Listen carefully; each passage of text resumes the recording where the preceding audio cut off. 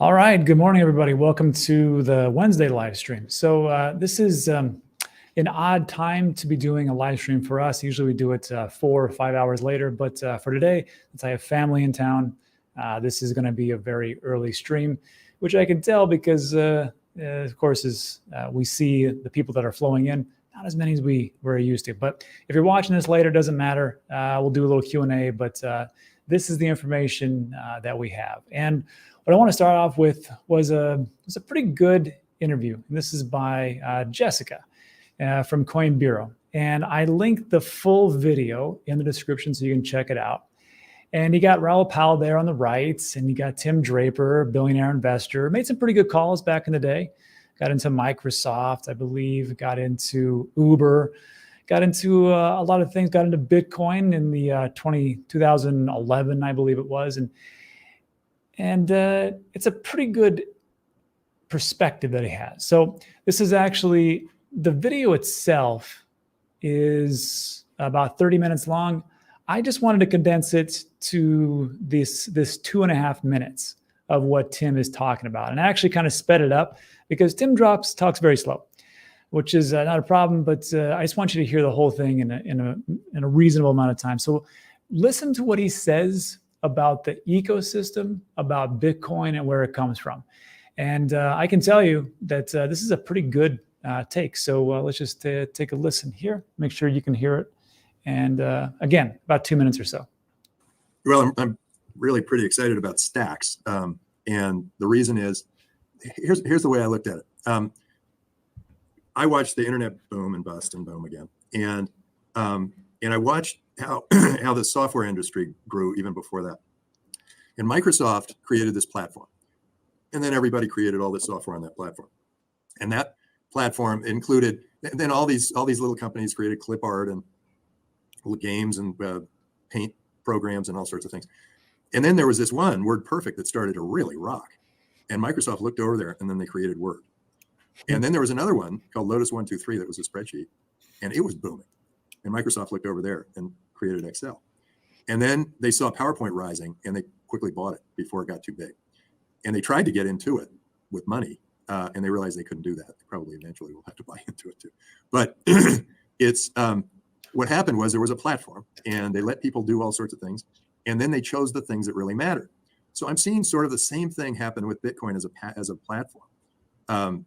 Sure, a lot of the experimentation went on Ethereum and Solana and Tezos and whatever else. But now people are going, okay, so NFTs are a big deal. So we're going to create ordinals on Bitcoin. Oh, okay, so DeFi is a big deal. Okay, well, we're going to have DeFi on Bitcoin. Okay, smart contracts are a big deal. We're going to move smart contracts to Bitcoin. I think that's happening. And I think there is a little bit, it's starting to happen in consolidation around Bitcoin as a platform, because I don't know if you noticed, but when Bitcoin was at $40,000 the last time, Ethereum was at $3,000, and now Bitcoin's at $40,000 and Ethereum's at $2,000, and all the way down. The rest of the tokens are also smaller relative. Most of them are smaller relative to Bitcoin. The differential. So I think that there is this slow, steady movement toward all the important applications going on Bitcoin. So I'm kind of looking. Most of what I've been investing in, although I mean we'll look at all sorts of things, have been things that start to move the important applications over to Bitcoin. So I think that. All right. So yeah. So I thought it was interesting because it's perspective looking back. And I remember like when I got into the internet itself, I remember everybody told me that, you got to get on this platform. It's called Friendster, and it's going to be fantastic. It's a new social media platform. And everybody was there for a while. And then of course it just kind of dissolved. And then all of a sudden there was this thing called Facebook, and everybody kind of went over there. And then all of a sudden there was these other social media platforms like Twitter and Instagram and now TikTok. And like you just kind of see like an evolution. But the smartest thing that Facebook ever did was realize that, hey, all these things that are going on around us, we can't just build our way out of it. Let's just acquire everything. And that's essentially what it is. When he talks about consolidation, I can see where he's coming from and why he thinks he'll actually do that. But the thing is that we don't know. We know that there can be a consolidation, and it makes a lot of sense. However, the thing that you have to realize is that how long is it going to take? Is this going to be like a 2-year thing where Bitcoin takes everything? It'll be a 10-year thing or a 20 or a 50-year thing. It's the timing that we get all wrong. And before we go forward, this was, again, like a great clip from, and Jessica did a great job for the interview. You can watch the full episode. There's a link in the description right to the video directly.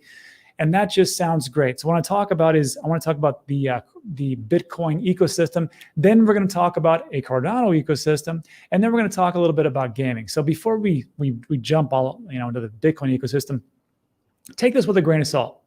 Tim Draper is a great investor, but I will tell you right now, every great investor has their mess ups. No one is 100%. And when you have like investors like Tim, some things just don't work out. So when he talks about these things, just like, well, is it all going to be Bitcoin? Will it always be? Just remember, Tim's had some pretty wacky predictions. In 2018, he said, hey, Bitcoin will be 250,000 by end of 2022. And on November 16th, 2022, when FTX was collapsing, he said, yeah, Bitcoin can still hit 250K in that year of 2022. Then he revised it and said, well, maybe 2023. And then he's like, okay, well, 2023 is not over. But if it doesn't admit it, it'll be next year. So like, just take it with a grain of salt. I can see where he's coming from. And that is why, if you've watched the video, I put this out like about 3 weeks ago or so, as all the different cryptos that I own. I talked about this, Stacks. And Stacks was a reasonable play, because I don't know what's going to happen and what's going to build, but Stacks is essentially a layer 2 solution, which means it uses the Bitcoin ecosystem, or the underlying foundation. It builds on top of it, and it's for smart contract functionality. And I was turned on to Stacks back in 2021 when they partnered up with Miami and Mayor Suarez when they made Miami Coin. They did the same thing in Colorado as well. And I thought, well, this is going to do pretty well. And it did. And then it crashed, because that's how it is. Technology has to catch up. So with Stacks, I mean, I've been stacking Stacks for quite some time. And over the last year, people say, well, what? I mean, is that good? It's done 512%. That's roughly what Solana has done. And Solana has been the darling of the ecosystem, or the entire crypto sphere. Everybody's been talking about it, but I'm looking at Stacks right now, 512%. Let me make sure that I'm not just blowing smoke, because I don't want people to say, well, it's actually blah, blah, blah. All right. So Cardano in a year, okay, you got me, 536%. So if we're taking a look at it, you really love Bitcoin, you really love where, you're in it for the tech, bro, great. Maybe you should take a look at the ecosystem. Then, of course, when he's talking about inscriptions, don't forget about, ordinals. And this is the token Ordi. Did pretty good, and it's very early.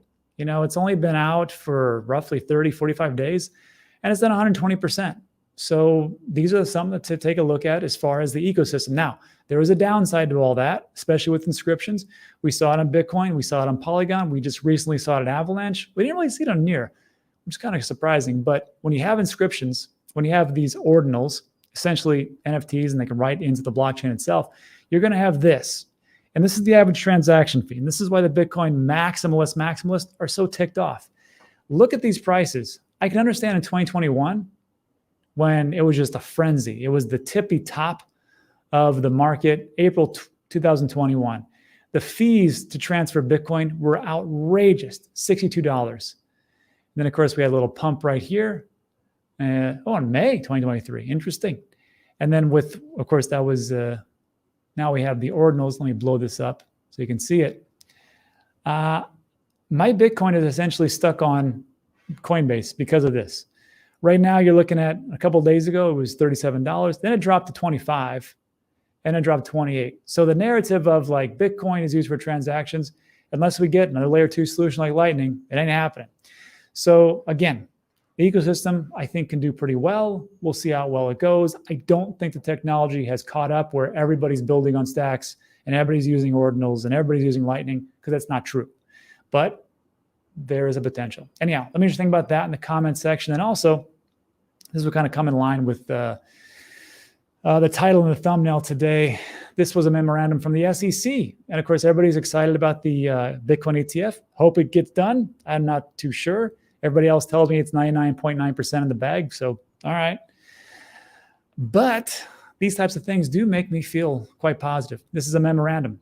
This is David Remis, Office of Market Supervision, Division of Trading and Markets in the SEC. And this was actually, what's the date today? Oh, this is yesterday, December 19, 2023. BlackRock got to sit down with the SEC for the umpteenth time, and they also got to sit down with Joseph Cusick, Jonathan Kane, Gian Bui, nailed it, Ellison Doyle for the Nasdaq stock market. So essentially they're like, hey, when this gets listed, here we go. Let's all just have a powwow. So I think it's a step in the right direction. Hopefully the spot Bitcoin ETF gets approved, because when it does, you'll see a pretty high market appreciation. Now, the question is this a buy a rumor, sell the news? I'm not so sure. I think the money flowing in over time probably could be. In the short term, you might see a retraction, but an ETF is positive. And again, I don't really care if it gets approved now or it gets approved later. That'll be January or in March or even next year in 2024, later in 2024. It's not a question of if it gets approved, it's a question of when.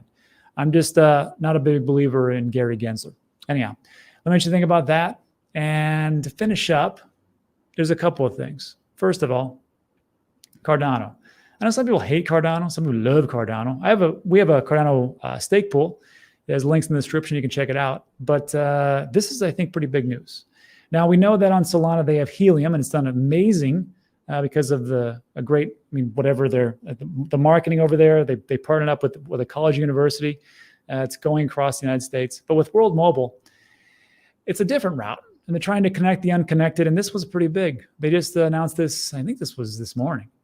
The collaboration with Vodacom using Aerostat tech to help connect the unconnected. Here's a little secret. I talked to Mickey yesterday, and he told me about it.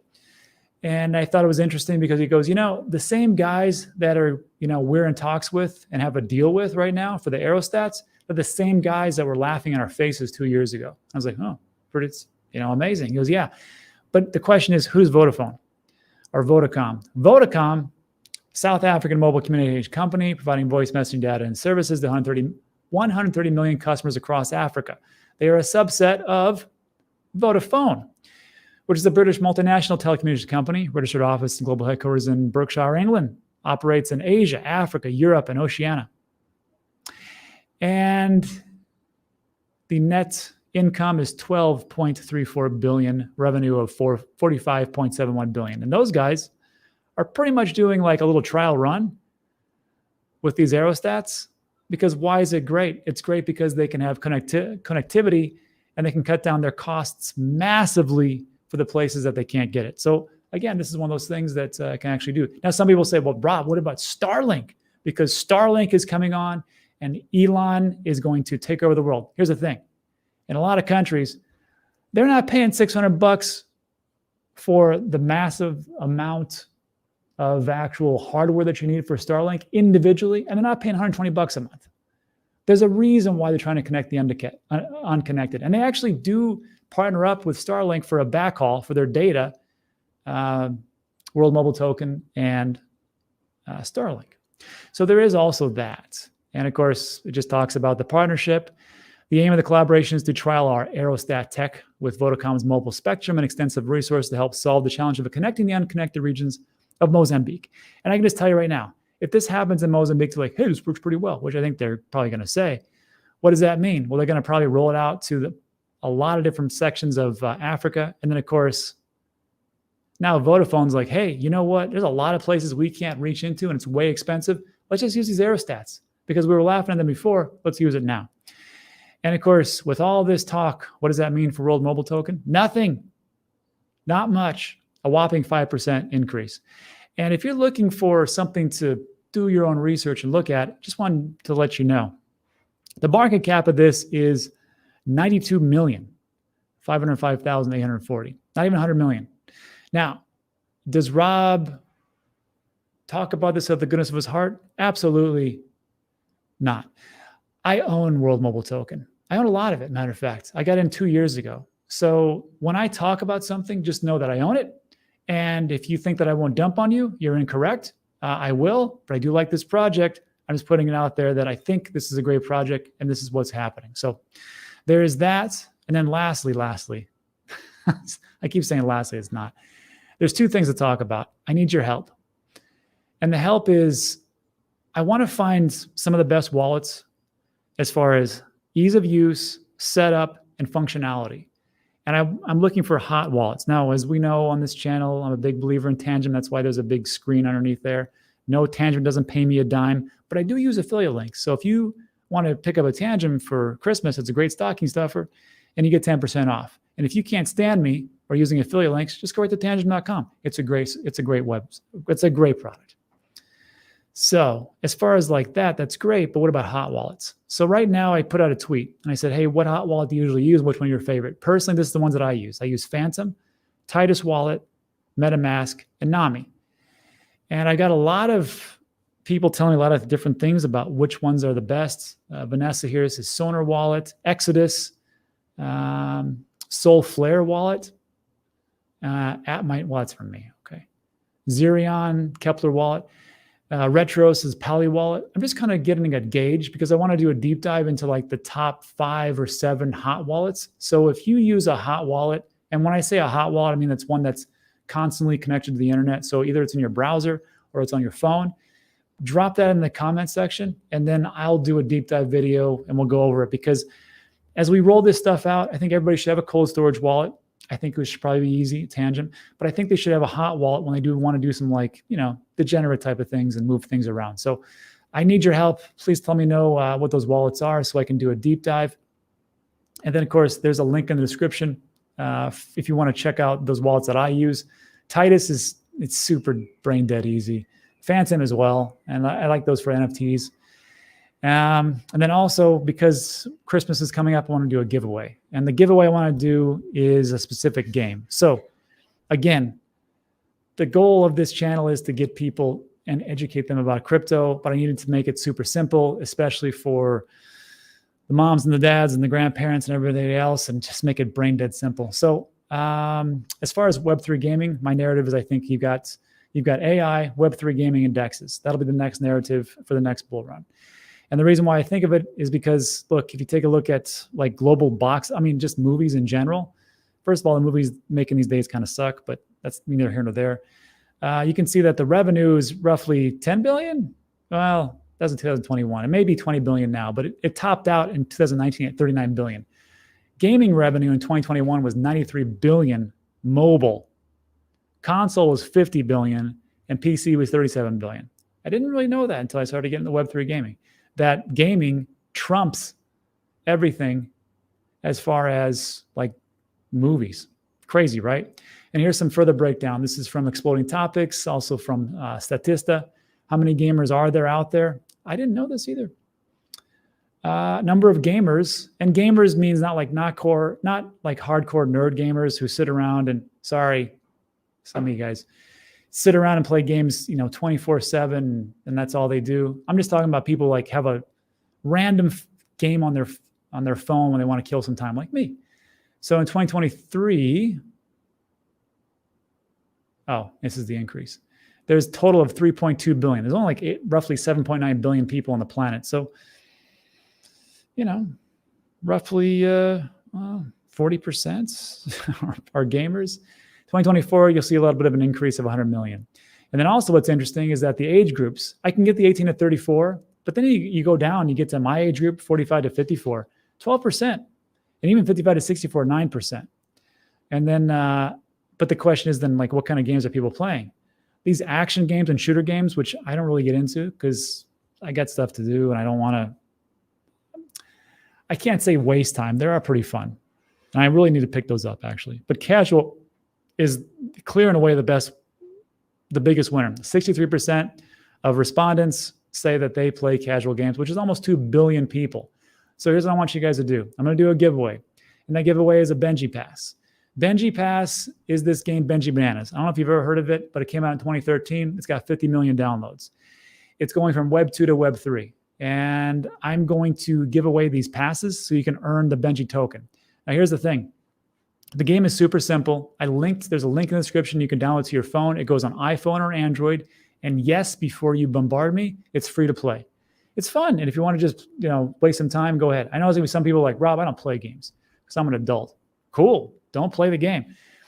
But if you're like me, like every so often, you're like, you're sitting around waiting for somebody and you're like, what can I, instead of just going on Twitter constantly like I do, you can just play a little bit of game.